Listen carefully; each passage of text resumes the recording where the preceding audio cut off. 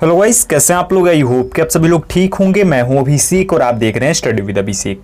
Guys, लेके आ गया हूं आप लोगों के लिए नौसेना भर्ती परीक्षा AMR SSR और AA के लिए फिजिक्स का एक और पार्ट, जिसमें कि हम मिक्सचर जीएस के क्वेश्चंस कर रहे हैं। पार्ट 9 है ये। इससे पहले पार्ट 8 तक कंप्लीट कर चुके हैं। इनकेस आपने किसी भी पार्ट को मिस किया है तो इसका प्लेलिस्ट का लिंक जो है वो डिस्क्रिप्शन में मौजूद है। इस वीडियो को देखने के बाद जाकर के आप देख सकते हैं। इसमें पिछले 5 वर्षों के रिपीट हुए खतरनाक प्रश्नों को हम कर रहे हैं, उसी की ये सीरीज है। हिंदी और इंग्लिश दोनों में ये क्वेश्चंस आपको मिलेंगे।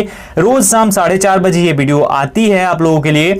अभी कुछ दिनों से नहीं आ पा रही थी वीडियो, लेकिन अब आप लोगों के लिए कंटिन्यू कर चुका हूं मैं आज से। ठीक है, साथ ही साथ इंडियन नेवी AMR के लिए स्पेशल जो सीरीज है वो आज से शुरू हो चुकी है और आज रात 8 से 9 बजे के बीच में पहली वीडियो आपको मिल जाएगी, तो उसे भी देखना ना भूलिएगा आप लोग। वीडियो को शुरू करेंगे, लेकिन उससे पहले बोलना चाहूंगा कि अगर आप चैनल पे नए हो और अभी तक चैनल को सब्सक्राइब नहीं किया है तो इंडियन नेवी AMR SSR और AA की बेस्ट तरीके से तैयारी के लिए चैनल को सब्सक्राइब करके बेल आइकन को जरूर प्रेस कर देना। चलिए शुरू करते हैं और चलते हैं क्वेश्चंस की ओर। तो गाइस, अब तक हमने 140 नंबर तक कंप्लीट किया था। अभी हम 141 से शुरू करने जा रहे हैं। क्वेश्चन है आज का पहला, यानी 141 नंबर। आणविक संगठन के द्वारा उष्मा का संप्रेषण क्या कहलाता है? What does heat transmission through molecular composition mean? संवहन, विकिरण, चालन और प्रकीर्णन। करेक्ट आंसर हो जाएगा ऑप्शन नंबर ए, यानी कि संवहन। आणविक संगठन के द्वारा उष्मा का जो संप्रेषण है वो क्या कहलाता है? वो कहलाता है संवहन। याद रखिएगा, ठीक है। अगला सवाल, निम्नलिखित द्रव्यों में कौन सा उष्मा का बहुत अच्छा चालक है? Which of the following liquid is a very good conductor of heat? Ether, benzene, पारा और पानी। करेक्ट आंसर हमारा क्या हो जाएगा? करेक्ट आंसर हो जाएगा गाइस ऑप्शन नंबर सी, यानी कि पारा। पारा जो है ये उष्मा का बहुत अच्छा चालक है इन सभी में से, ठीक है। Mercury is a very good liquid conductor of heat in the following. आगे बढ़ते हैं। 143 नंबर, ठोस से द्रव्य में पदार्थ के अवस्था परिवर्तन को कहते हैं। The change of substance from solid to liquid is called वाष्पन, गलन, क्वथन और इनमें से कोई नहीं। करेक्ट आंसर क्या हो जाएगा इसके लिए? करेक्ट आंसर हो जाएगा हमारा ऑप्शन नंबर बी, यानी कि गलन। गलन बोलते हैं किसे? ठोस से द्रव्य में पदार्थ का जो अवस्था परिवर्तन होता है उसे, यानी कि the change of substance from solid to liquid is called melting. Melting बोलते हैं। आगे बढ़ते हैं। हमारा अगला सवाल 144 नंबर, ठोस कपूर से कपूर वाष्प बनाने की प्रक्रिया को क्या कहते हैं? What is the process of making camphor vapour from solid camphor? ऊर्ध्वपातन, वाष्पीकरण, पिघलना और इनमें से कोई नहीं। करेक्ट आंसर क्या हो जाएगा? करेक्ट आंसर हमारा हो जाएगा ऑप्शन नंबर ए, यानी कि ऊर्ध्वपातन। ठोस कपूर से कपूर वाष्प बनाने की प्रक्रिया को ऊर्ध्वपातन यानी इलेवेशन मेथड बोलते हैं। इलेवेशन मेथड के थ्रू ठोस जो कपूर होता है, यानी सॉलिड कपूर जो होता है, उससे कपूर वाष्प बनाया जाता है।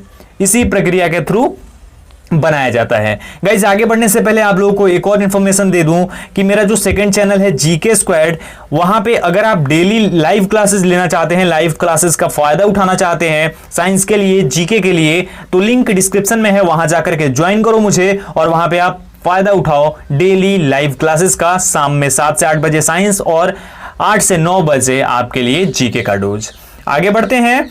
किसी द्रव का उसके क्वथनांक से पूर्व उसके वाष्प में बदलने की प्रक्रिया को क्या कहते हैं? What is the process of converting a liquid into vapour before it's boiling point? संघनन, हिमीकरण, वाष्पीकरण और इनमें से कोई नहीं। करेक्ट आंसर क्या हो जाएगा इसके लिए? करेक्ट आंसर हो जाएगा हमारा ऑप्शन सी, यानी वाष्पीकरण बोलते हैं। वाष्पीकरण किसे बोलते हैं? किसी द्रव के उसके क्वथनांक से पूर्व उसके वाष्प में बदलने की प्रक्रिया को वाष्पीकरण बोलते हैं।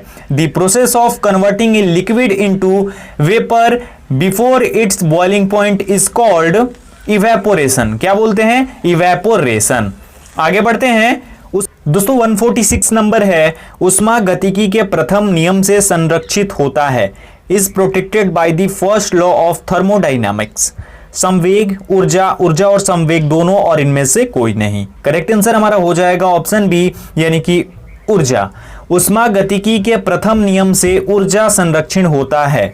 Energy is protected by the first law of thermodynamics. अगला सवाल 147 नंबर, यदि किसी स्थान के तापमान में सहसा वृद्धि होती है तो आपेक्षिक आर्द्रता क्या होती है? If there is a sudden increase in the temperature of a place, what is the relative humidity? बढ़ती है, घटती है, स्थिर रहती है और घटती बढ़ती रहती है। करेक्ट आंसर इसके लिए क्या हो जाएगा? करेक्ट आंसर हमारा हो जाएगा ऑप्शन बी, यानी कि घटती है। यदि किसी स्थान के तापमान में सहसा यानी अचानक से वृद्धि होती है तो आपेक्षिक आर्द्रता जो है ये क्या होती है? घटती है। यानी कि if there is a sudden increase in the temperature of a place, the relative humidity is decreases. क्या होती है? डिक्रीज होती है, कम होती है। आगे बढ़ते हैं। ध्वनि तरंगों की प्रकृति होती है। What is the nature of sound waves? अनुदैर्घ्य, अप्रगामी, अनुप्रस्थ और विद्युत चुंबकीय। करेक्ट आंसर इसके लिए हमारा हो जाएगा ऑप्शन नंबर ए, यानी अनुदैर्घ्य। ध्वनि तरंगों की प्रकृति किस प्रकार की होती है? अनुदैर्घ्य होती है। The nature of sound waves is non responsive. क्या होता है? नॉन रेस्पॉन्सिव होती है। किसकी नेचर? ध्वनि तरंगों की, यानी साउंड वेव्स की। अगला सवाल, ध्वनि की चाल अधिकतम होती है, यानी कि किसमें अधिकतम होती है? The speed of sound is maximum in जल, वायु, निर्वात और इस्पात। करेक्ट आंसर क्या हो जाएगा इसके लिए? ऑप्शन नंबर डी हो जाएगा, यानी कि इस्पात में। स्टील में ध्वनि की जो चाल होती है वो सबसे ज्यादा होती है। The speed of sound is maximum in steel. किसमें? इस्पात में। स्टील में आप देखना बहुत ज्यादा होती है ध्वनि की चाल। आगे बढ़ते हैं। कौन सी प्रक्रिया प्रकाश और ध्वनि दोनों में घटित नहीं होती है? Which process does not occur in both light and sound? ध्रुवण, अपवर्तन, विवर्तन और परावर्तन। करेक्ट आंसर ऑप्शन ए हो जाएगा, ध्रुवण। ध्रुवण जो है ये प्रक्रिया प्रकाश और ध्वनि दोनों में घटित नहीं होती है। Polishing process does not occur in both light and sound. अगला सवाल 151, ध्वनि तरंगे किसके कारण प्रतिध्वनि उत्पन्न करती हैं? Due to which sound waves produce resonance? विवर्तन, अपवर्तन, परावर्तन और इनमें से कोई नहीं। करेक्ट आंसर हो जाएगा ऑप्शन सी, यानी कि परावर्तन। ध्वनि तरंगे जो है ये परावर्तन के कारण प्रतिध्वनि उत्पन्न करती हैं। Due to reflection the sound waves produce resonance.